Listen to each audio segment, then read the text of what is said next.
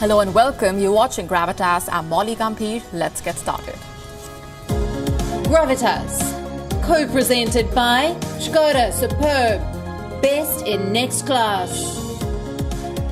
Co-powered by Star Health Insurance, the health insurance specialist.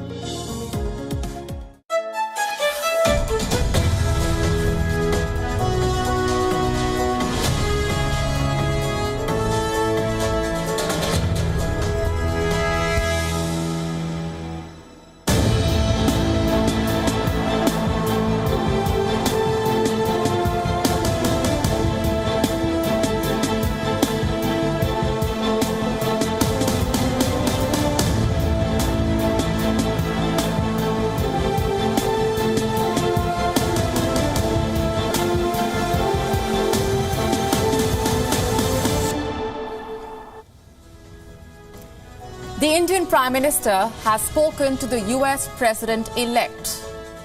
It is a phone conversation that reveals a lot. It is a tacit acknowledgement of Joe Biden's victory in the US presidential election, coming at a time when the transition tussle continues in America. The discussion between Indian Prime Minister Narendra Modi and US President-elect Joe Biden involved three core issues. It also sets the foundation for the future US-India partnership and gives us a sense of what the Biden-Modi equation will look like. On Gravitas tonight, we tell you what the two leaders discussed. We look at the agenda for this cooperation and the challenges that lie ahead. We also tell you how Joe Biden has stood up for India over the last few years and been a steady ally for New Delhi. I'm Molly Gambhir. Also on the show for you tonight, Thailand's protest movement against the monarchy intensifies. Demonstrators want constitutional reforms and the resignation of the Prime Minister Prayut Chan-o-cha. We get you the latest from on the ground. Vladimir Putin was already president for life. He now wants to be a president above the law. We tell you how and why Russia is planning to grant the leader immunity from prosecution. China is back to doing what it does best, peddling fake news stories.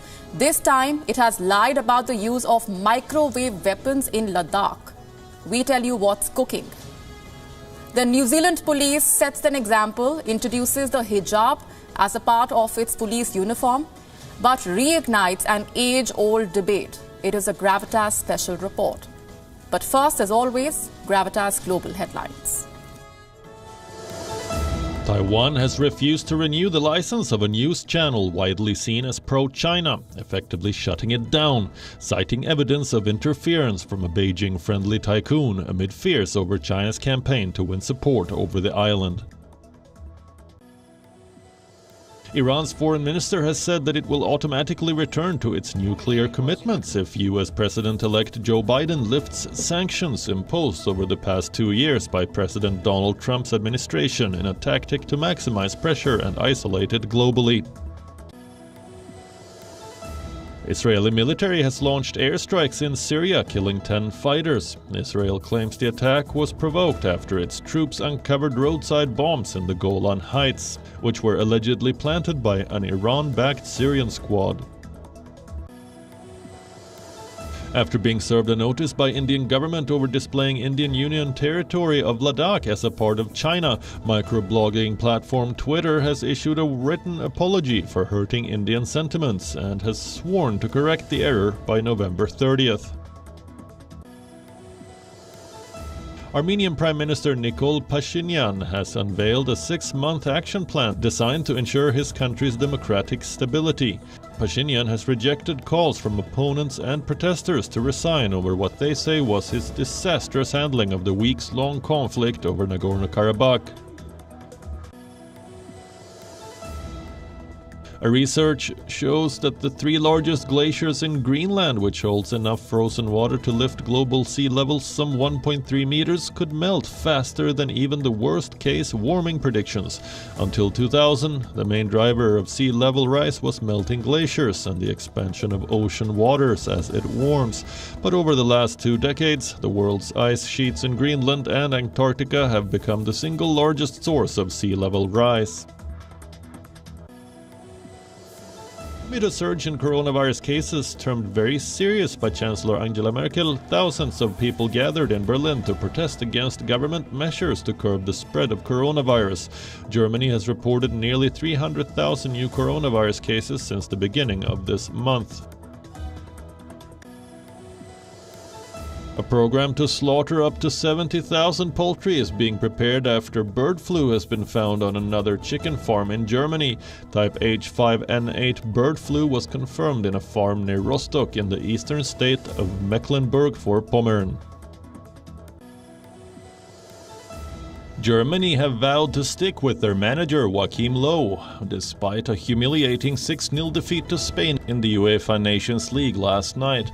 The Germans only needed a draw to progress to the semi-finals, but capitulated in Seville with Manchester City's Spanish star Ferran Torres grabbing a hat-trick.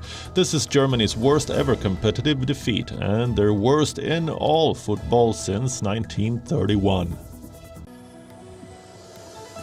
US Open champion Dominic Thiem is the first man through to the semis in the ATP Tour Finals after edging past world number 2 Rafael Nadal.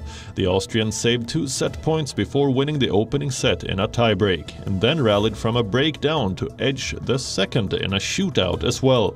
Nadal will now battle defending champion Stefanos Tsitsipas for the second semi-final spot from this group. In the United States of America, Donald Trump may not be willing to concede yet, but India is ready to engage with the incoming Joe Biden administration. 2 tweets confirm this. They are from the Indian Prime Minister Narendra Modi. He spoke to the US President-elect Joe Biden and conveyed his congratulations. Prime Minister Modi congratulated Kamala Harris as well. He says her victory is a matter of great pride and inspiration for Indian Americans. The outreach and the message are revealing. With this phone call, Prime Minister Modi and Joe Biden have set the foundation for the future of India-US ties. Tonight on Gravitas, we tell you what is on agenda. Let me start here with a statement. It is from India's Ministry of External Affairs. This is about that phone call between Joe Biden and Prime Minister Modi. The statement says a lot. We will tell you the details, but right now I want you to focus on the first line. It refers to Joe Biden as the president-elect. Now, this is an acknowledgement from the government of India, an acceptance of the result, one that Donald Trump has contested. But in New Delhi's view, there is no doubt Joe Biden will be the next president of the United States of America. So a congratulatory call was in order. What did the leaders discuss? 3 items are at the top of the agenda. Number 1, the Wuhan virus pandemic and access to affordable vaccines. Number 2, tackling climate change. Number 3, cooperation in the Indo-Pacific. What does this list of priorities indicate? Is Team Biden setting a new agenda, or is it more of the same? Actually, it is a bit of both. Out of these 3 issues, 2 are areas of continuity from the Trump administration: the pandemic and the Indo-Pacific. While climate change is an old favorite of the Democrats, Biden's transition team put out a statement as well. It says the president-elect looks forward to working with Prime Minister Modi on shared global challenges, which includes defending the world against future health crises and launching global economic recovery. Joe Biden also wants to work with the Indian Prime Minister to strengthen democracy at home and abroad. Now, out of all the issues, the Indo-Pacific is perhaps the biggest challenge before both the leaders. Securing the Indo-Pacific is central to the strategy to contain China. During campaigning, Joe Biden took a harder stand against Beijing. He called out China for curtailing democratic freedoms in Hong Kong. He slammed China for the persecution of Muslims in Xinjiang. Biden said the Communist Party's policies towards Xinjiang are unconscionable. Joe Biden has also called China's President Xi Jinping a thug. So one can expect him to take a harder line against China when it comes to the Indo-Pacific. It shouldn't take much for both leaders, Joe Biden and Prime Minister Modi, to establish a rapport given that they have engaged on several occasions before. Prime Minister Modi met with Biden during his official visits to America in 2014 as well as 2016. Joe Biden had chaired the joint session of the US Congress that was addressed by Prime Minister Modi in 2016. New Delhi seems to have completed its groundwork to work with the Biden administration. Earlier this week, the External Affairs Minister S. Jaishankar expressed confidence in the future of the India-US ties. He said, Joe Biden is not a stranger to India. Here's a quote. As Vice President, we dealt with him. I happened to be the ambassador during the last phase of the Obama administration. We had known him earlier when he was in the Senate Foreign Relations Committee as the ranking Democratic member and then as the chairman. Joe Biden is very much part of this period when Indo-American relations underwent a radical transformation, which I reasonably date back to Clinton's visit. So, for India, Joe Biden is not a stranger. As America's vice president, and even before that, Joe Biden has engaged with the Indian establishment on more occasions than one, committing his support for a strong India-US partnership. Our next report tells you how Joe Biden has been a steady ally for India in America.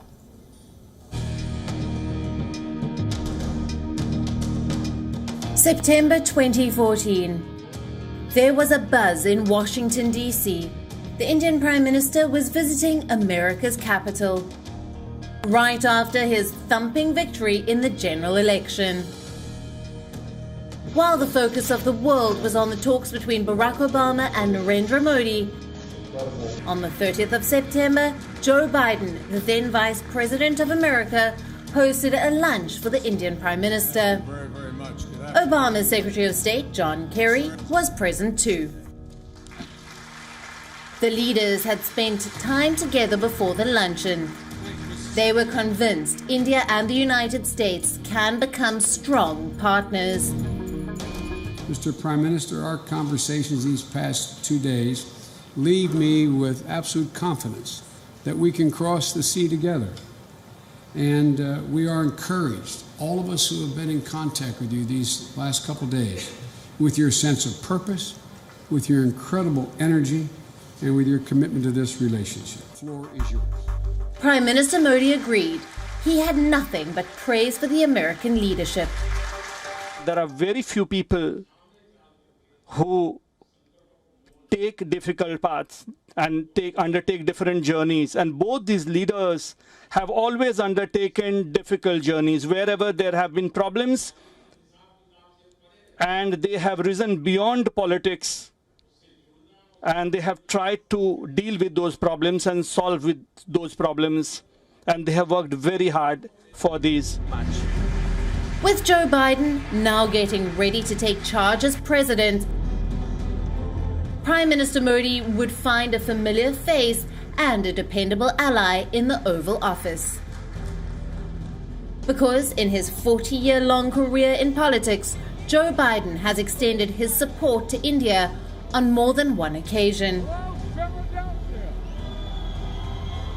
In 1998, when India conducted its first nuclear test, Biden issued a statement of support in his capacity as a ranking member of the Senate Foreign Relations Committee. Back then, when the US was opposed to India's nuclear tests, Biden had said, "A nation of India's size, importance and stature cannot be isolated forever. We will have to engage India." 3 years later, Biden stood up in India's support again, now as the chairman of the Senate Foreign Relations Committee. Biden wrote a letter to the then President George W. Bush, calling on his administration to lift the sanctions on India. Biden wrote, "The economic sanctions against India serve to stigmatize rather than stabilize. If the sanctions are removed, India will respond with reciprocal acts of goodwill in non-proliferation and other arenas." Biden's support to India didn't waver when Obama was elected President of America. As Vice President-elect, he traveled to Pakistan with a demand Biden wanted Islamabad to help India bring the culprits behind the 26/11 terrorist attack to justice. As these pictures from September 2014 show, nothing changed when Prime Minister Modi rose to power. Instead, India had deepened its partnership with America. In 2016, the Obama-Biden administration declared India a major defense partner, a distinctly unique definition that the US had not used before for any other ally. With Prime Minister Modi still at the helm of affairs in New Delhi, the Biden administration will get a chance to build on the same foundation. Bureau Report, WION World is One.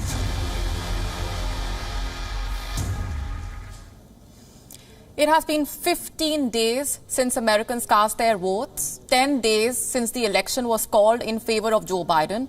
But forget about transition of power, there is utter chaos in the United States. After firing Defense Secretary Mark Esper, US President Donald Trump has now fired America's top cybersecurity official, Christopher Krebs. He also announced the pulling out of more troops from Afghanistan.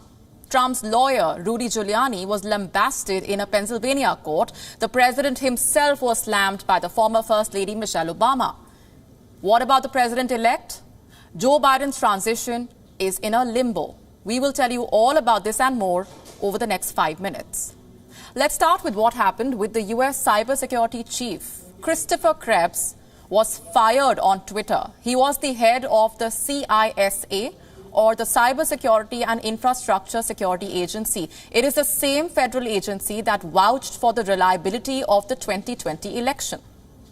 Krebs oversaw the protection of federal computer networks ahead of that election. In tweets posted on the 18th of November, Donald Trump claimed that the recent statement issued by Krebs on the security of the 2020 polls was quote-unquote highly inaccurate. Donald Trump went on to claim that there was massive fraud during the polling, something that he has repeated time and again, and that poll watchers were not allowed into polling locations. Donald Trump goes on to say, and I'm quoting, "Effective immediately, Chris Krebs has been terminated as the director of the Cybersecurity and Infrastructure Security Agency." Here's something else that was announced over the last 24 hours. The United States will be reducing the number of its troops in Afghanistan. Donald Trump plans to pull out more troops before he leaves office. The announcement was made by America's acting defense secretary, Christopher Miller, who was installed last week after Donald Trump had fired Mark Esper. In light of these tremendous sacrifices, and with great humility and gratitude to those who came before us, I am formally announcing that we will implement President Trump's orders to continue our repositioning of forces from those two countries. By January 15th, 2001, I clearly am thinking of where this started in 2001.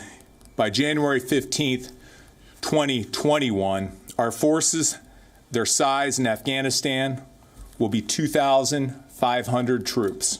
Our force size in Iraq will also be 2,500 by that same date. If you recall, on this very show, we had told you that there is a high possibility of Donald Trump pulling out troops from the war zones during his lame duck period in the White House. The president is exercising every possible power at his disposal. Now the question is, will the move undermine peace talks with the Taliban? WION's Pakistan Bureau Chief Anas Malik is in Kabul. He sent us this report. Take a look. Here in Afghanistan, the officials are warning about the increase in violence. Remember, the US started withdrawing troops from Afghanistan after it inked the deal with the Taliban, where it had committed of withdrawing troops from Afghanistan itself.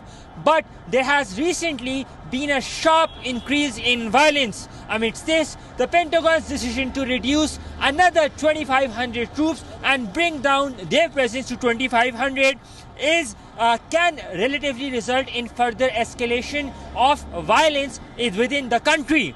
There are also talks about the Taliban's link with the Al-Qaeda. Remember, that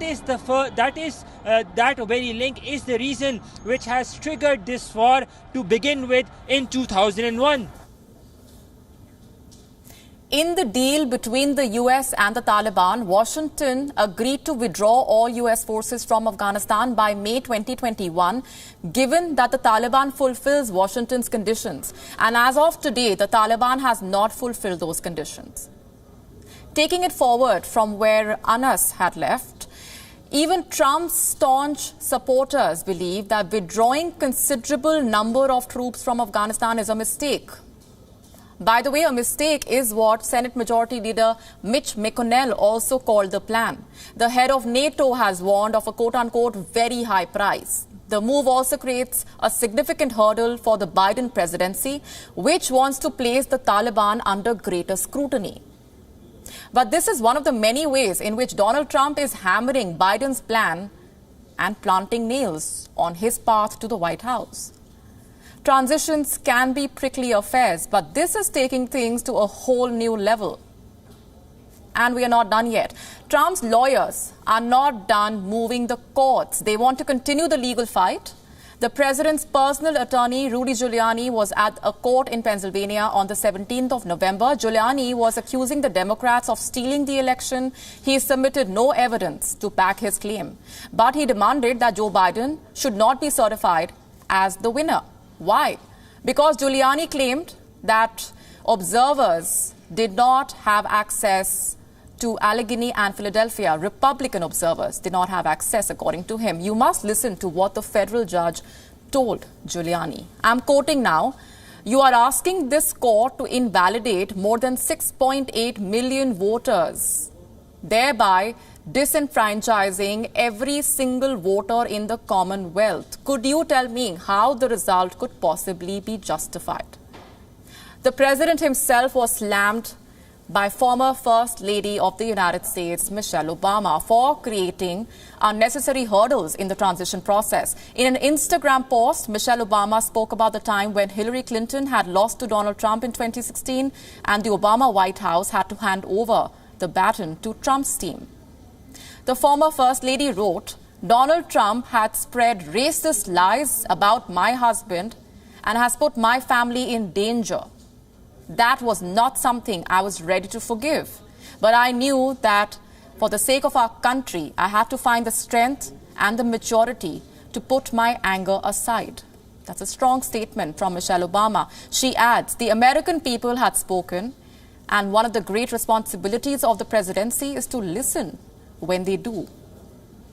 Like I mentioned, it's been 10 days since Joe Biden was declared the incumbent president of the United States, but the sitting president is yet to acknowledge this mandate. Donald Trump has made no congratulatory phone calls to Joe Biden. He has not delivered any concession speech.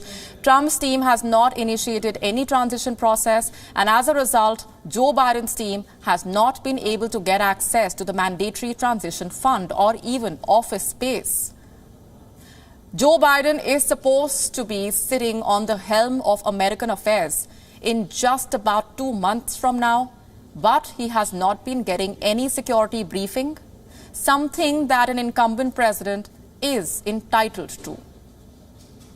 Let's now talk about Pakistan. For far too long, Pakistan has been whipping up anti-France rhetoric. Pakistani lawmakers have been criticizing French secularism. Pakistani citizens have decided to boycott French products. And bowing down to hardliners who took over the streets in Pakistan, the Pakistani leadership is preparing to expel the French ambassador. Now, all this while, France chose to remain quiet. It chose to ignore Pakistan's belligerence. But it has now decided to hit Islamabad where it hurts the most. And it's not alone in doing so. France has the support of the whole of Europe. Let's tell you what's happening. A number of European parliamentarians have raised concerns over the European Union's financial support to Pakistan. They say the support has continued despite Islamabad's lack of efforts towards tackling terror and hence must be stopped. Remember, Pakistan continues to receive European aid despite being on the FATF grey list since 2018. European parliamentarians have slammed the lack of progress and honesty on Islamabad's part and specifically mentioned the Pakistan government's inaction on global terrorist Hafiz Saeed.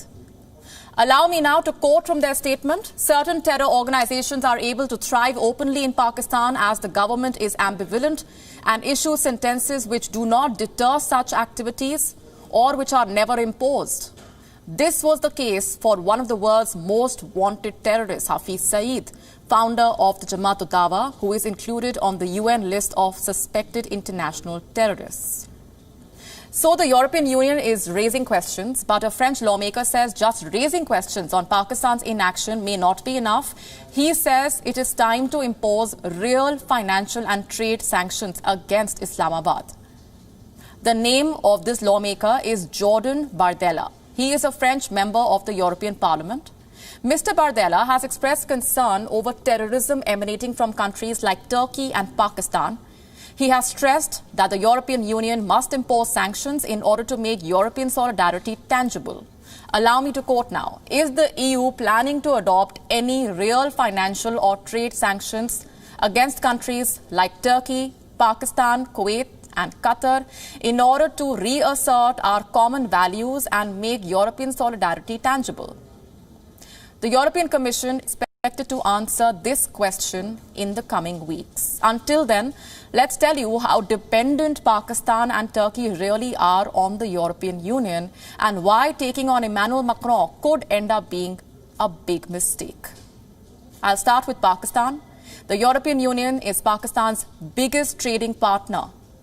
In 2015, the EU reportedly accounted for 12.8% of Pakistan's total trade and absorbed 23.7% of Pakistan's total exports. Pakistani products are set to enter the EU at a preferential tariff rate. Then we come to aid and assistance. The EU has been instrumental in strengthening Pakistan's social and economic fabric. Just this year, in May 2020, when COVID-19 cases were on the rise in cash-strapped Pakistan, the EU offered an aid package of more than $163 million to Islamabad. $163 million. Such generous relief packages could soon be history if the EU moves ahead with the sanctions. And then we come to Turkey. We've been telling you how the Turkish economy is going through one of its worst periods.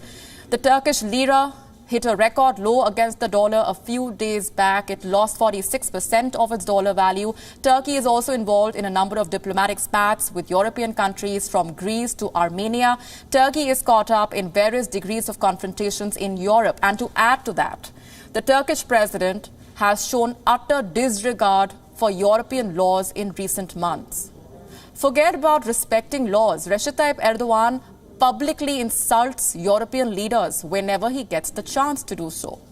And here is how Europe is hitting back. The European Commission has now drawn up a list of potential targets for economic sanctions, which could deal a blow to Turkey's tourism and transport sectors. Remember, Turkey receives payments from the EU budget as pre-accession support. Currently, $4.5 billion have been allocated for the 2014 to 2020 period. The money goes to projects in the energy, education and agricultural sectors. But this aid is set to go if the EU moves ahead with its sanctions against Turkey. So let me say this. Turkey and Pakistan cannot afford to get sanctioned by the European Union. The dependency is enormous. The potential losses are huge. It is time the two countries accept this reality and mend their ways. On to Thailand now, where the standoff between the government and the citizens has gotten worse. The protest took a violent turn yesterday, with the police using water cannons and tear gas to push back the protesters, which led to clashes. Our next report gets you the latest. Tear gas hung heavy in Bangkok. Water cannons laced with chemicals cut through the smoke, hitting the men and women who are fighting Thailand's monarchy. For several weeks, these protesters have taken to the streets,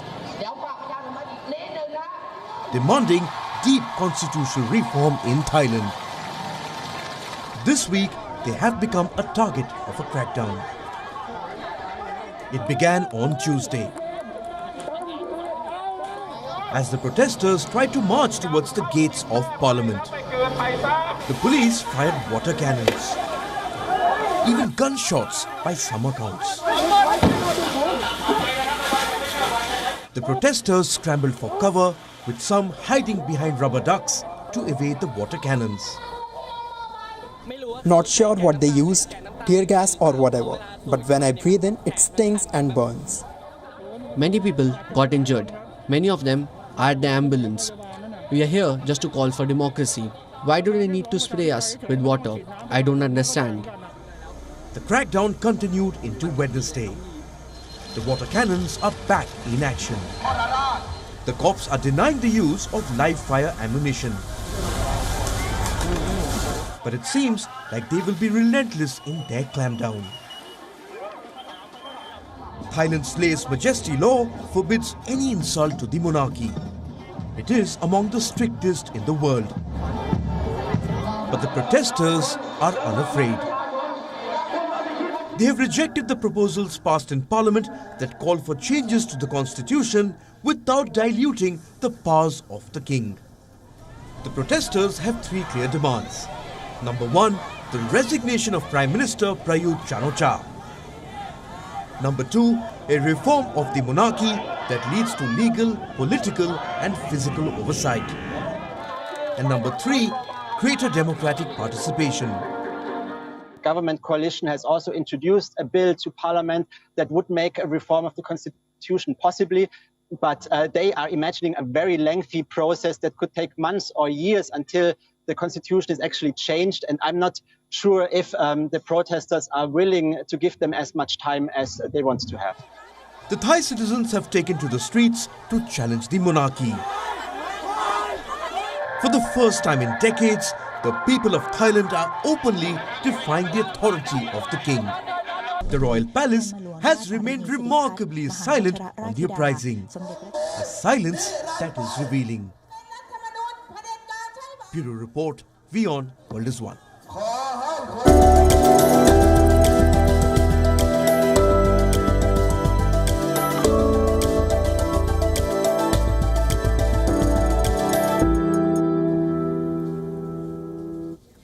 Time now for the Gravitas vaccine tracker. The government of India has said that 1 in 5 Indians is likely to be vaccinated by July 2021. Meaning that in the next 8 months, at least 25 crore Indians will be administered the Wuhan virus vaccine. Which vaccine will that be? We do not know that yet. India's Health Minister Harshvardhan has confirmed that Indian states have been asked to prepare a list of priority population groups. In other words, the people who would be getting vaccinated first. According to reports, this list would include frontline healthcare workers like doctors, nurses, paramedics, surveillance officers. Let's look at the vaccines that India has pre-ordered. Novavax's candidate, Oxford AstraZeneca's shot Sputnik 5, which is being developed by Russia's Gamaleya Research Institute. Russian President Vladimir Putin, in fact, has said that he may now start producing Sputnik 5. BRICS members were able to react quickly and take concrete measures to combat the pandemic. I would like to note that the Russian Direct Investment Fund has concluded agreements with Indian and Brazilian partners to conduct clinical trials of the Sputnik 5 vaccine, as well as with pharmaceutical companies in China and India to open centers for the production of our vaccine in these countries, not only for their own needs, but also for third parties. India is in talks with Pfizer, which just announced an important revision for its vaccine candidate. The company has said that its vaccine is 95% effective, as opposed to the earlier estimate of 90% efficacy. The revision is based on the final results from Pfizer's late-stage trial. The problem is Pfizer's storing temperature. The shot needs to be stored at -70 to -80 degrees Celsius. This makes not just the storage, but also the distribution of the vaccine doses difficult. India's health minister has said that states have been asked to submit details of the cold chain and related infrastructure required. There are also 5 vaccines that are being tested in India. The Oxford AstraZeneca shot, whose phase 3 trials are being conducted by India's Serum Institute. Biotech's Covaxin is also in phase 3, as is Russia's Sputnik 5. Then there is Zydus Cadella's shot, which has almost completed phase 2 trials, and Biological E's candidate as well. The Russian president is offering vaccines to make the world immune from the coronavirus. But back home, Vladimir Putin is striving for a different kind of immunity from all crimes committed under his watch. He wants to introduce a bill that will protect him from prosecution for all crimes committed during his lifetime. He was already president for life. He now wants to become a president above scrutiny. Our next report explores. 24th June, Moscow.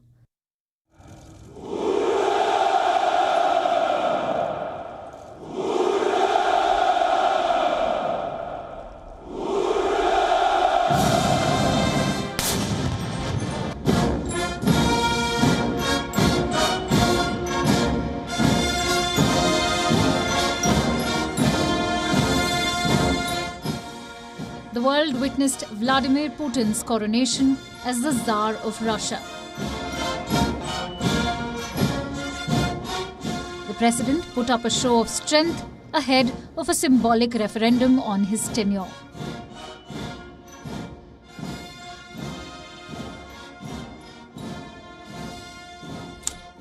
The 1st of July. The referendum takes place. Kremlin critics call it a constitutional coup. They say the result would be a foregone conclusion.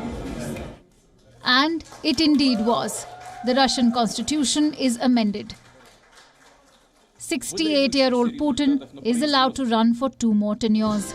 In other words, he is declared president for life. It's been less than 4 months since this constitutional power grab, and Putin is only pushing for more. The Russian president now wants immunity from prosecution for crimes committed under his watch. And he is once again using constitutional methods to provide a veneer of legitimacy to his ambitions. The lower house of the Russian parliament has passed its first reading of a bill aimed at bringing Putin's dream into law. If passed, the bill would grant protection to former presidents and their families from prosecution for all crimes committed during their lifetime. They will also be exempt from searches, arrests, even questioning. Dmitry Medvedev, who was the head of state until 2012, is Russia's only living former president. And Putin is still in office, set to remain in power till 2036. So why does he need the bill now? It's not specifically now. In fact, if anything, it's making sure that the groundwork is laid ahead of what could become a very long presidency. He could stay in power for a further 12 more years. And some analysts say he is in effect testing the water to see what he can get away with in terms of these new laws. Can he push through amendments to the Constitution which will allow him to stay in power longer, which will allow him these kind of judicial... Now, a president above the law. 68-year-old Putin may not view himself as immortal, but he definitely wants to ensure that he is indispensable. Bureau Report, WION World is One. China is at it again. It is spreading fake news. A Chinese professor has now claimed that China apparently used microwave oven weapons on the Indian troops in Ladakh. Why is China lying to the world again? And what exactly is a microwave weapon? Our next report gets you these answers. Who is the world's biggest peddler of fake news? No points for guessing. China first lied about the Wuhan virus. It lied about its origin and its spread. China also lied about the situation in Ladakh. It lied about the number of Chinese troops who died in the Galwan clash. Till date, Beijing continues to hide the real figures. But this has not stopped China from dishing out fresh lies about another attack in Ladakh, one which never really took place. A Chinese professor has claimed that China used microwave weapons against the Indian forces in Ladakh. The professor's name is Jin Kanrong. His story is about what he claims happened on the 29th of August 2020. And here are his rather absurd and absolutely false claims. Jin says the Chinese forces turned the mountaintops into a microwave oven. In 15 minutes, those occupying the hilltops all began to vomit. They couldn't stand up, so they fled. This was how we retook the ground. What ground? Fake news stories usually lack details, and this one is no exception. The Chinese fairy tale was reported by a British publication. The Indian army called out the fake news on Twitter. What Jin and China are jilted about is India's control of key heights in the strategically located areas of Rezangla and Requenla. The question is, if Indian soldiers supposedly vomited and fled from these heights, how is it that they still control these mountaintops? The Indian army has a hawk-eye view of the Chinese positions at Pangong Tso, and this is why China is peddling fake news. Now, here is what really happened on the intervening night of August the 29th and 30th. China tried to occupy these strategic heights in the southern bank of Pangong Tso, but it failed. So it is now peddling a fabricated version of what happened. This is not the first time microwave weapons are being mentioned. Microwave weapons are nothing but electromagnetic weapons. They heat the water molecules under the skin in the same way as a microwave heats food.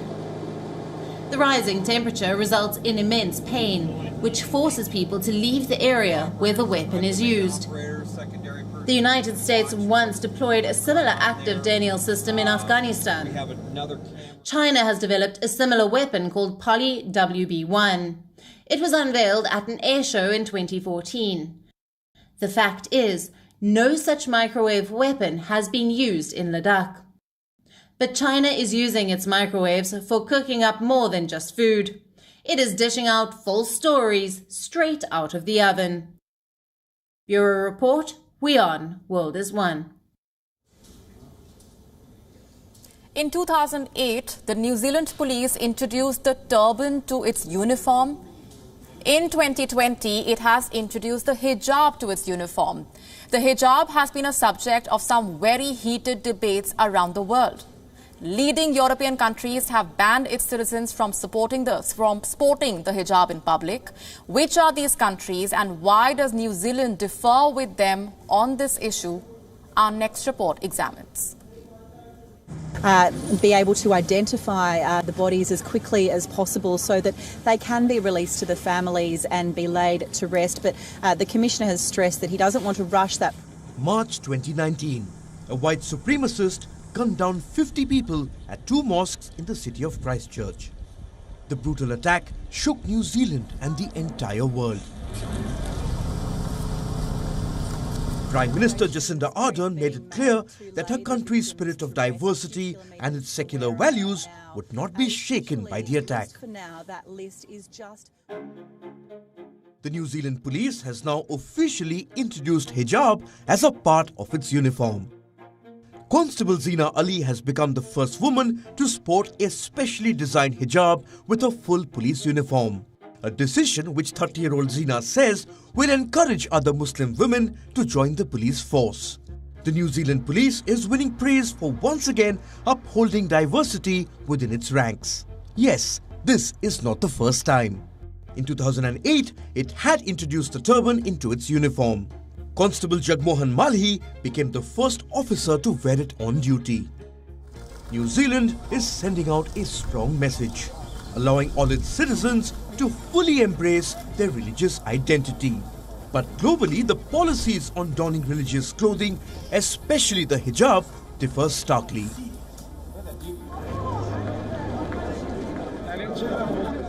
France is home to the biggest Muslim population in Europe, but it was the first country to ban anyone from wearing the hijab. Forget police officials. In 2011, it passed a law which prohibited women from wearing a full-face veil in public. To this day, no French citizen is allowed to wear religious clothing or cover their face in public.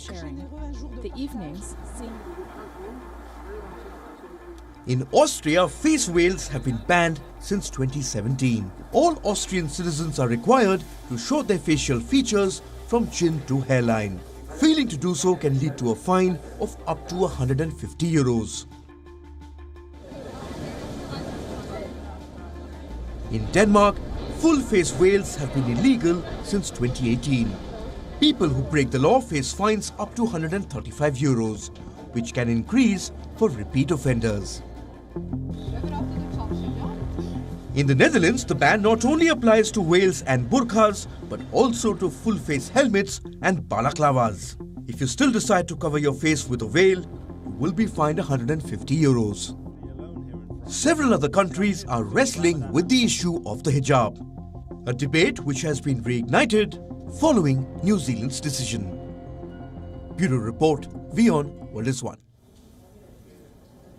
With that, it's a wrap, leaving you as always with Gravitas images. Thanks for watching.